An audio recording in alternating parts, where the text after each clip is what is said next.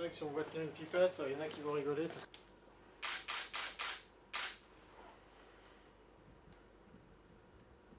En fait, tout dépend du pays dont on parle. C'est-à-dire que pour la Guinée, on peut dire que c'est un petit peu contenu, ça continue à... Il y a toujours des cas, mais la croissance n'est pas exponentielle. L'épidémie est quand même un petit peu contenue, même si elle n'est pas encore contrôlée. Par contre, bon, pour le Nigeria, ça avait l'air contenu et contrôlé, mais on a vu les cas de Port Harcourt qui fait qu'il y a peut-être encore un nouveau foyer qui est en train d'apparaître, donc là ça reste à voir. Et puis pour la Sierra Leone et le Libéria, la situation est quand même beaucoup plus compliquée, notamment au Libéria avec là une épidémie qui n'est pas du tout contenue, qui est hors de contrôle en fait pour le moment effectivement, apparemment. Je pense qu'en Guinée, on a à peu près une vision très claire de ce qui se passe et il y a très peu de patients qui ne sont pas répertoriés en Guinée, l'épidémie est assez bien suivie.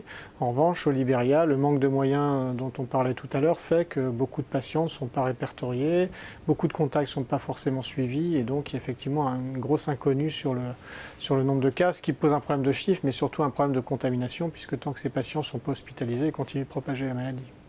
On a besoin de beaucoup de moyens sur place, les moyens ne sont pas encore suffisants et si on empêche évidemment les expatriés qui travaillent sur les épidémies, que ce soit d'Afrique de l'Ouest ou plus des pays du Nord, si on les empêche de faire leur rotation avec leur matériel et leur personnel, on va vraiment handicaper beaucoup la lutte contre l'épidémie. Ça va vraiment poser des problèmes pour lutter contre cette épidémie et on ira au bout.